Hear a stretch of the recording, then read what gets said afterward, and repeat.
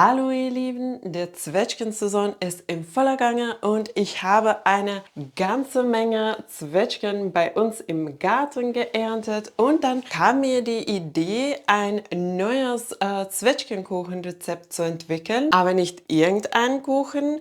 Heute kombinieren wir den fruchtigen Geschmack von den leckeren Zwetschgen mit einer cremigen Käsekuchen und knusprigen Streusel. Der perfekte Genuss für diese Jahreszeit.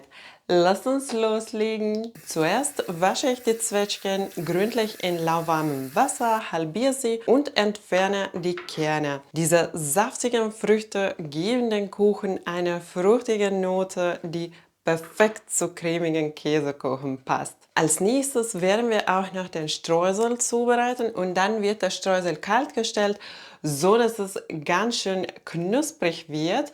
Die Zutaten für den Streusel habe ich im Kühlschrank, die werde ich erst holen. Ich mag mir immer alles im Voraus wiegen und im Kühlschrank stellen, dann bleibt der Butter ganz schön kalt. In meinem Schüssel hier habe ich kalte Butter, Zucker, Mehl und eine kleine Prise Salz. Jetzt werde ich das alles mit den Händen mixen, bis ich eine streuselartige Konsistenz habe. Dann den fertigen Streusel wieder kalt stellen. Als nächstes werden wir den Teig zubereiten und den ganzen Rezept mit den Mengenangaben findest du unten in der Videobeschreibung. Als erstes gebe ich den Zucker, Butter, weiche Butter in meine Schüssel und dann kommt auch der Zucker dazu. Dann mit einem Mixer etwa 3 Minuten cremig schlagen. Die Masse ist schön cremig geworden und jetzt geben wir noch die Eier dazu. Die Eier eine nach dem anderen dazugeben und nach jedem Ei etwa 30 Sekunden schlagen.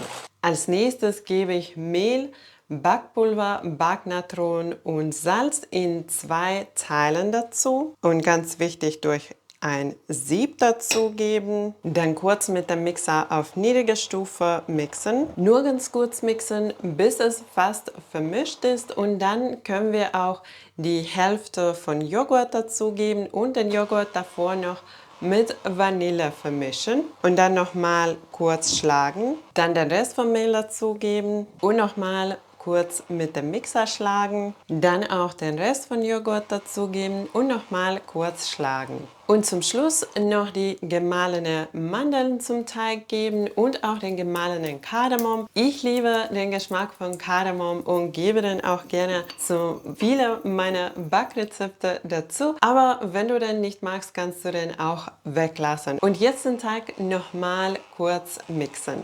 Hier auch nur ganz kurz mixen. Danach machen wir mit dem Spatel weiter. So bleibt der Teig ganz schön luftig und am Ende sollte der Teig so aussehen. Es ist ganz schön cremig und luftig geworden. Und jetzt brauchen wir den Backblech.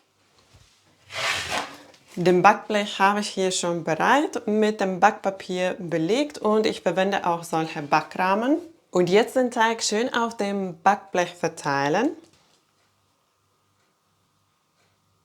Als nächstes wird der Käsekuchenschicht zubereitet. Alle Zutaten für den Käsekuchenschicht in eine große Schüssel geben. Ich habe hier Frischkäse, Zucker, Mehl, ein Ei und Vanille und das Ganze kurz mit dem Mixer schön cremig schlagen. Dann auf das Teig schön gleichmäßig verteilen. Danach noch die Zwetschgenhälfte auf die Käsekuchenschicht legen und leicht in das Teig drücken. Und jetzt als letztes brauchen wir nur noch den Streusel und den Streusel hole ich erst aus dem Kühlschrank. Und dann zum Schluss noch den Streusel auf den Kuchen verteilen. Der Kuchen ist wirklich schön geworden, so viel leckeren Streusel obendrauf und ganz viele Zwetschgen. Jetzt wird der Kuchen gebacken und wie immer den ganzen Rezept mit den Backanleitungen findest du unten in der Videobeschreibung.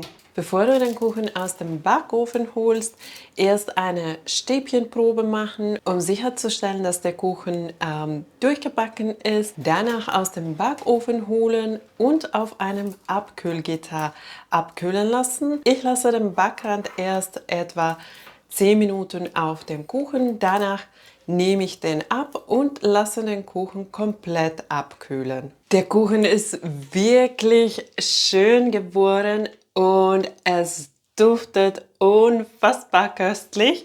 Jetzt muss man nur geduldig bleiben und abwarten, bis der Kuchen abkühlt und dann kann man den Kuchen schon genießen. Ich hoffe, euch hat dieses Rezept gefallen.